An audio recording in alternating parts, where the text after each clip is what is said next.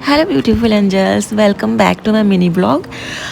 ये मैं अपने 1 महीने के सावन के व्रत किया था मैंने, तो उसका आज मैं उद्यापन कर रही हूँ। इसका उद्यापन मैं खुद ही कर रही हूँ। और मैंने मैं एक फीमेल एस्ट्रोलॉजर को फॉलो करती हूँ, तो उन्होंने बताया था कि अगर आपने 1 महीने का सावन का उपवास किया है तो आपको उद्यापन कैसे करना है। तो मैं उनकी ही बातों को फॉलो करके उद्यापन अपने खुद से कर रही हूँ। तो मैंने शिव परिवार की तस्वीर थी, तो उसको एक टेबल पे विराजित कर लिया था और मीठे का फल का भोग लगा दिया था और दीपक जला दिया था। उसके बाद उन्होंने कहा था कि पार्वती जी को श्रृंगार की सारी सामग्री आपको भेंट करनी होती है और नारियल के रूप में एक नारियल भी चढ़ाना होता है। तो मैंने सारी सामग्री जो भी चढ़नी थी मैंने लिया था और फिर सारी सामग्री हमने पार्वती माता को भेंट की।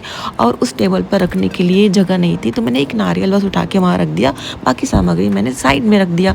फिर उसके बाद उन्होंने कहा था कि उसके बाद हवन करना होता है, तो मैंने शिव जी के मंत्र से हवन किया। मेरे हस्बैंड काउंट करते जा रहे थे और मैं बोल के हवन मंत्र को बोल के हवन कर रही थी। और ये लकड़ी थोड़ी सा मॉइस्चर लिए हुए था, इसलिए तेज़ी से नहीं जल रहा था, क्योंकि बारिश का मौसम था।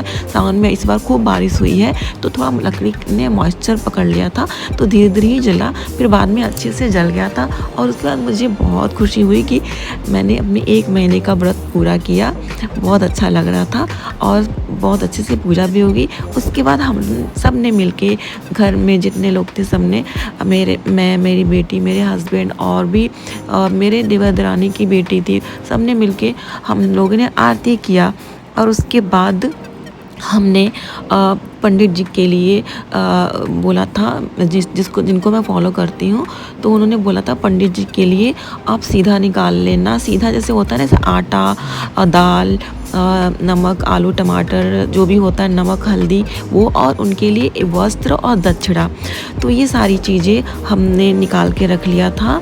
और उसके बाद जब पूजा हुई तो हमने मत्था टेका, सबने मत्था टेका, फिर सबने आरती ली। तो आरती लेने के बाद मैंने जो सीधा था उसको निकाला और पंडित जी के लिए जो वस्त्र देने थे वो भी निकाला। और ये जो सामग्री थी, मेरी मम्मी ने कहा था कि जो पार्वती जी को जो सामान चढ़ाया था उसको हमें खुद यूज़ करना चाहिए, क्योंकि उसमें पार्वती माता का आशीर्वाद होता है। तो ये सबको, वो सामान मैंने अपने पास रख लिया और बाकी सब कुछ हमने पंडित जी को दे दिया। तो आपको ये मेरा मिनी ब्लॉग कैसा लगा? अगर अच्छा लगा तो उसे लाइक कर दीजिएगा और मेरे चैनल को सब्सक्राइब कर लीजिएगा। Thanks for watching.